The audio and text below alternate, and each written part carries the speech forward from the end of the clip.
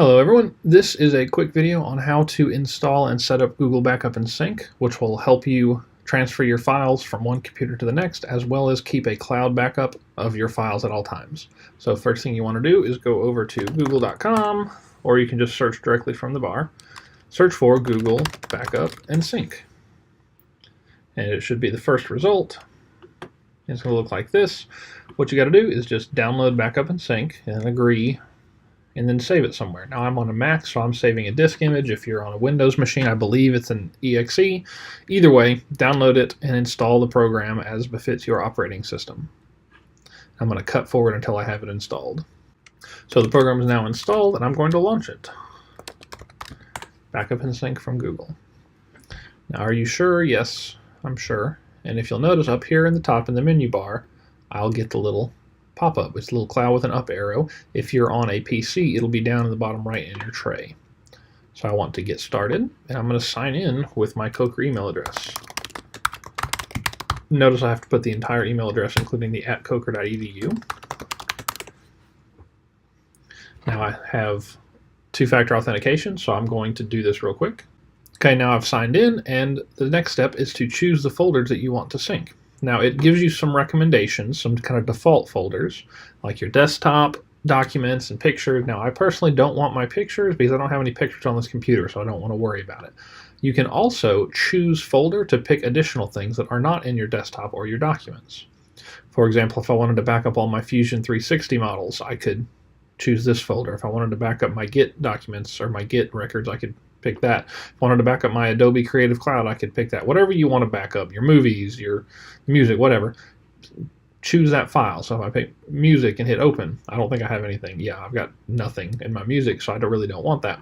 But you have the option to choose and add that. Down here, photo and video upload size. I highly recommend you pick original quality instead of high quality. High quality is not the best. Original is the best. It's very high quality is useful if you have a bunch of huge video files and either you don't want to take the time to save all of them because it'll take forever, or B, if you are using a personal Gmail account and you only have so much space.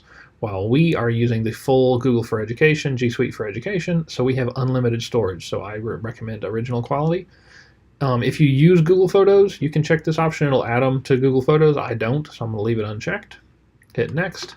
And now what that did is that told the program, okay, all these files on my computer are now going to be pushed up to Google Cloud. This step is asking the opposite. Which files from Google Drive do I want to download on this computer and keep them available?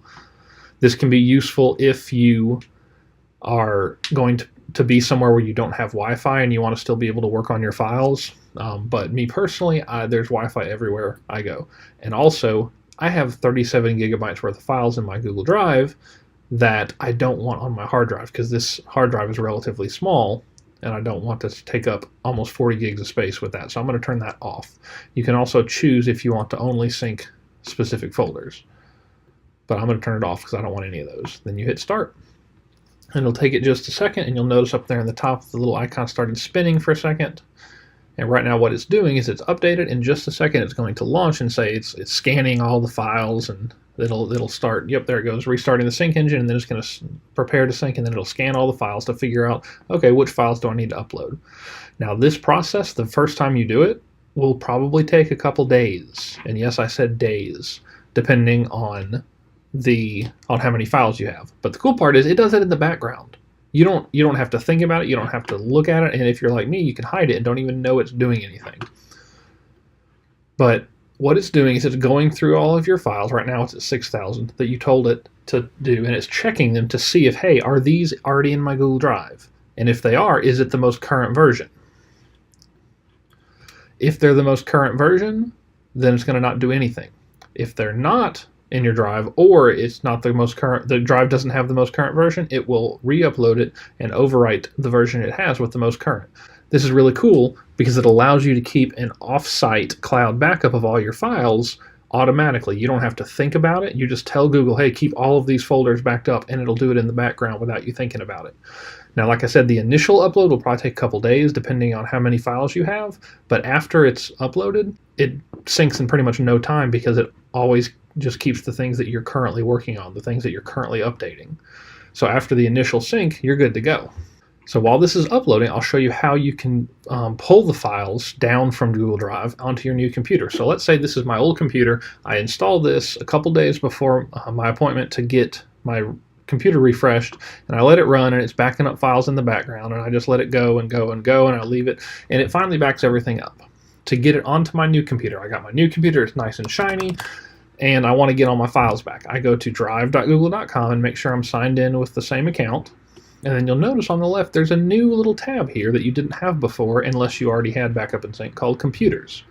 Click on that and it will have a list of any computer that you have installed Backup and Sync on. Currently I've only installed it on this one. And you'll see that it's got my desktop and my documents just like I told it to. Now there's currently not anything in here because it hasn't synced anything yet, but once it does, all of my files will be in these folders. So on my new computer, all I have to do is right click and hit download. Now I'm not going to because there's nothing there. But right click and hit download and you can save that to your new computer. Very simple, and depending on the file size, it's pretty quick too. Even mine, which is about 10 gigs or so, I think it said, all I'd have to do is go to lunch and come back and it'd probably be done downloading as long as I'm plugged up. So that is how you can use Google Backup and Sync to save your files from your old computer and put them on your new computer, as well as keep a running backup on your new computer. If you have any questions, please let us know. We'll be happy to help. Thanks.